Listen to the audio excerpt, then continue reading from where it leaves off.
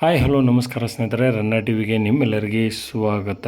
ಉದಯ ವಾಹಿನಿಯು ಇದೀಗ ಸನ್ ಉದಯವಾಗಿ ಬದಲಾದ ನಂತರ ಅನೇಕ ಹೊಸ ಧಾರಾವಾಹಿಗಳು ಬರುತ್ತಲಿವೆ.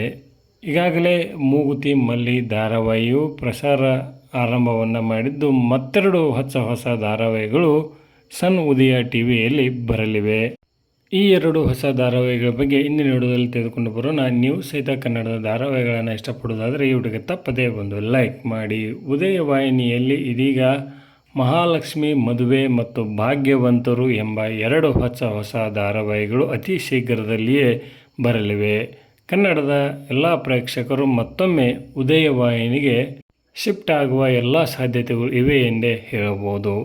ಇನ್ನು ಮಹಾಲಕ್ಷ್ಮಿ ಮದುವೆ ಧಾರಾವಾಹಿಯ ನಾಯಕಿಯಾಗಿ ಅರಮನೆ ಕಮಲಿ ಶ್ರೀಗೌರಿ ಧಾರಾವಾಹಿ ಖ್ಯಾತಿಯ ಅಮೂಲ್ಯ ಗೌಡ ಅವರು ಈ ಧಾರಾವಾಹಿಯಲ್ಲಿ ನಾಯಕಿಯಾಗಿ ಕಾಣಿಸಿಕೊಳ್ಳಲಿದ್ದಾರೆ. ಅದೇ ರೀತಿಯಾಗಿ ಭಾಗ್ಯವಂತರು ಧಾರಾವಾಹಿಯಲ್ಲಿ ಲಕ್ಷ್ಮೀ ಬಾರಮ್ಮ ಧಾರಾವಾಹಿಯಲ್ಲಿ ಕೀರ್ತಿ ಪಾತ್ರವನ್ನು ನಿರ್ವಹಿಸಿಕೊಂಡು ಹೋಗಿದ್ದ ತನ್ವೀರ್ ರಾವ್ ಅವರು ಇದೀಗ ಭಾಗ್ಯವಂತರು ಧಾರಾವಾಹಿಯಲ್ಲಿ ನಾಯಕಿಯಾಗಿ ಕಾಣಿಸಿಕೊಳ್ಳಲಿದ್ದಾರೆ.